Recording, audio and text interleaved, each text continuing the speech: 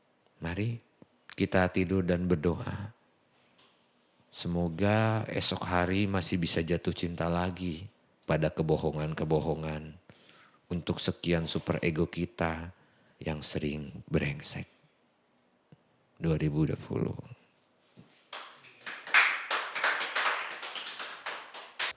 Oke, Will, makasih sudah membacakan puisi yang indah-indah itu. Will, sebetulnya apa ya, Willy pernah nggak mengalami tantangan dalam menulis puisi? Atau apa sih yang Willy hadapi ketika menulis puisi? Apa ada keraguan atau ada tantangan dari dalam yang biasanya Willy temui mungkin? Atau hambatan-hambatan apa sih sebenarnya yang pernah dihadapi seorang Willy Fahmi? Wais. Tantangan ya. Heeh. Gak tahu ya, mungkin aku suka mikirin ini. Maksudnya suka punya kegelisahan ini. Ketika udah nulis puisi, justru tantangan itu muncul gitu. Misalnya setelah buku Mencat Demam itu terbit, aku akan beranjak kemana lagi gitu. Oh, ya. Ya mungkin lebih ke situ Ya. yang sering terjadi ya. Makanya ya itu mungkin caraku untuk menautkan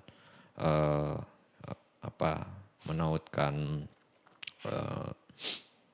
fase tertentu. Misalnya aku di umur berapa fasenya sedang A, di umur berapa sedang B gitu. Caraku untuk menautkan diri juga gitu, selain halnya ingin terus bergerak gitu dari apa yang pernah aku tulis, terus ke depannya mau mengembangkan apa. Aku senangnya menantang itu sebenarnya. Ya. Entah bikin ungkapan tertentu yang beda gitu. Ya. Ya sering eksplorasi hal-hal semacam itu sih tantangannya. Kalau tantangan nulis ya seperti penulis pada umumnya lah ya. Berlatih menulis. Ya, tantangannya sebenarnya menjaga disiplin itu. Iya, jaga disiplin. Sepakat ya. Terus Will, kalau kamu melihat puisimu begitu, apakah kamu selalu membandingkan juga dengan puisi orang lain atau kamu lebih cenderung tidak peduli atau lebih ke dalam gitu sebenarnya pencariannya itu sebenarnya kayak gimana ketika menulis itu? Apakah kamu mendapat referensi terus kayak ingin mencoba sesuatu yang seperti itu atau memang meramu sendiri gayamu sendiri kayak gitu? Ya bagiku gaya itu dipilih berdasarkan apa yang terjadi dalam diriku. Dan dia bisa mengakomodir kegelisahanku atau apa yang ingin aku ungkapkan, yaitu yang akan muncul. Jadi pantulan lah. Jadi gaya itu bukan sesuatu hal dari luar yang asing yang tiba-tiba ingin ku coba gitu. Biasanya gaya itu muncul ketika ada yang terjadi dalam diriku dan aku merasa bentuk A tuh misalnya puisi naratif atau puisi yang mengandung kelisanan banyak aku pilih karena ya memang situasinya sedang di lingkungan itu atau di arena itu gitu. Ya, pernah nggak sih kamu kecewa sama puisimu sendiri karena tidak sesuai dengan ekspektasi, terus kamu kayak berhenti sejenak, terus ya udah kayak break dulu gitu? Kecewa ya. Atau mungkin kayak kok gini sih gitu? Atau burnout kayak having kayak itu terjadi pada aku sebenarnya. Kadang tuh kayak puisi itu tidak sesuai ekspektasi gitu. Oke. Atau kita mengambil jeda. Kamu gitu juga gak sih? Kayaknya aku jarang sih Ben. Maksudnya kalau kecewa paling ketika awal-awal ya getol pengen ngirim ke media dan sebagainya. Ketika gak dimuat tuh ngerasa kecewa karena merasa nggak berhasil itu apa yang karena media ya. tapi lama-lama akhirnya Kenapa aku harus pikir berganti? ya kenapa harus juga ya. Toh aku menulis gitu. Iya betul sih. Di luar dimuat atau enggak toh aku sudah menulis itu gitu. Iya betul. Tapi menarik, puisi ini kan dalam konteks ini ya, katakanlah industri puisi itu paling sulit ya katanya, paling Oh sulit ya. menurut Menurut Willy sejauh mana sih puisi ini bisa apa ya mengakomodir apa namanya visi estetikanya Willy. Pernah nggak Willy berpikir, wah kayaknya puisi nggak cukup atau aku perlu ruang wahana kayak prosa nih ya bisa mengakomodir atau kayak naskah drama atau naskah film atau memang cuma puisi saja gitu. Ya, sudah pernah terpikir. Apa ya? Justru aku tuh nggak mau menulis puisi jadi sebuah kesulitan. Ya, jadi ngalir aja. Jadi bagiku tuh nulis puisi itu adalah caraku untuk tidak mempersulit diri gitu. Oke.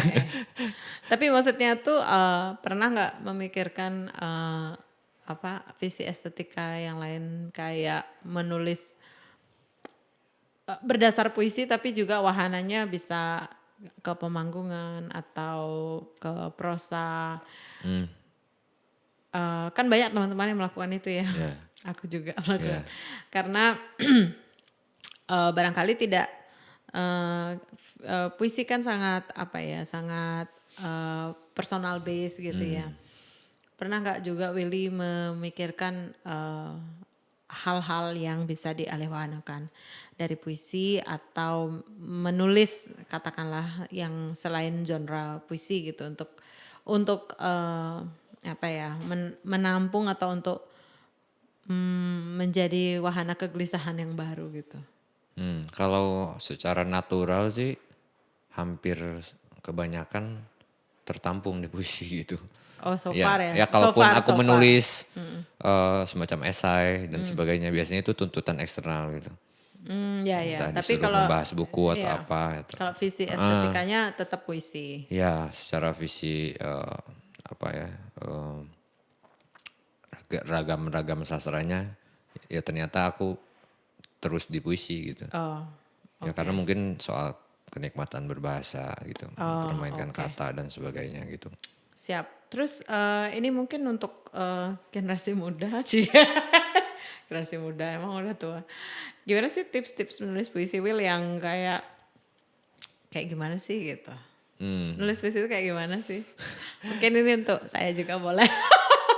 Yang pertama sih yang menurutku yang nggak tahu ya yang ku alami itu, aku kan mulai jatuh cinta puisi karena keterpukauan dari bahasa puisi gitu. Jadi menurutku pertama yang perlu ditemukan adalah kesenangan itu gitu.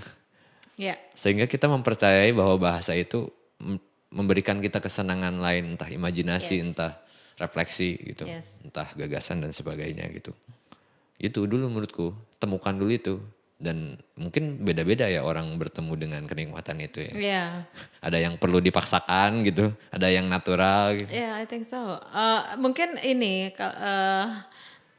saya suka kata natural ya. Kalau misalnya gimana ya? Saya juga mungkin share pengalaman aku sendiri menulis puisi itu di usia 33 loh, PD-nya. Oke. Ya. Karena aku ngerasa selalu puisi itu yang paling apa ya? Paling sulit ya, yang paling apa ya? Padat gitu ya. Kan aku sendiri tuh memulai di prosa, di cerpen. Cerpen, naskah drama, kemudian esai-esai gitu ya. Lalu puisi dan itu aku putuskan umur 33. Dan puisi bahasa Inggris pula. Oke. Banyak layer-layernya gitu. Ya, beda juga kan cara berpikirnya. Iya, cara berpikirnya juga berbeda, kemudian audiensnya juga jadi berbeda. Nah, sebetulnya tuh aku merasa bahwa strategi menulis puisi itu cukup unik ya, cukup unik dan itu barangkali tidak bisa semudah memberi tips kayak Ya, cara menulis prosa gitu kayak oh itu berbeda kan ya. Puisi itu kayak gimana ya, dibilang apa ya, dia sangat personal gitu loh, personal. Saya aja tuh hampir nggak jadi nulis puisi itu loh Will karena merasa kayak I'm not kayak born into this gitu. tapi kebetulan suami mendukung ya, jadi kalau nggak sekarang kapan lagi. Dan itu udah usia 33 yang saya langsung confident mengatakan oke, I write poetry because I have to, bukan because it's cute or Ya. because it's apa ya, gagah-gagahan itu, Ya, bukan ya, itu, ya. tapi because I have to, because this is something that I need to do. Nah, itu mungkin apa ya, untuk dalam konteks anak muda sekarang gitu, mungkin tipsnya adalah mungkin temukan identitasmu nggak sih, Iya, identitasmu iya. dan purpose ya, purpose Iya, atau iya. tujuanmu gitu. Sebab memang kalau bicara sastra itu nggak bisa dipaksakan, setuju Benar, kan ya? benar. Kayak Tapi ada kamu juga yang maksudnya dikondisikan oleh, kan tadi keadaan. aku juga begitu kan prosesnya. Nggak berangkat tiba-tiba aku Iya, menulis itu. iya, Di lingkungan membentuk, menekanku sehingga aku lahir. akhirnya menulis, membaca, berdiskusi dan sebagainya gitu. Betul. Tapi sebenarnya di Mahima juga sering kok kita menteror.